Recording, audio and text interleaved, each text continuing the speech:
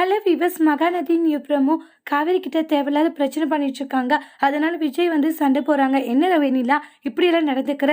காவேரியினோட wife சரியா? First அவளுக்கு மரியாதை கூடாத விட்டுட்டு அவகிட்ட இப்படியெல்லாம் நடந்துக்கிற. நீ இப்படியெல்லாம் வந்து நடந்துக்கிறது எனக்கு சுத்தமா பிடிக்கலன்றாங்க. என்ன விஜய், என்னோட உனக்கு காவேரி முக்கியமா போயிட்டாளா? ஆமா, எனக்கு காவேரி தான் முக்கியம். ஏன்னா காவேரி என்னுடைய ஒய்ஃப், ஃபர்ஸ்ட் அவ தான் முக்கியம், அதுக்கப்புறம் தான் நீ அப்படின்ற மாதிரியெல்லாம் சொல்லுவாங்க. ஆனா உங்ககிட்ட இருந்து நான் இப்படி ஒரு பதிலை எதிர்பார்க்கவே இல்லைன்றாங்க. நான் உன்னை எந்த அளவுக்கு நம்புறேன். நான் உன்னை நம்ப சொன்னேன். இங்கே பாரு, ஒரு டைமில் வந்து நான் உனக்கு காதலிச்சு எல்லாம் பண்ணேன் தான். ஆனால் அதுக்காக இப்போ வந்து நீ முக்கியமாக அவன் முக்கியமான எனக்கு என் பொண்டாட்டி காவேரி தான் முக்கியன்றாங்க.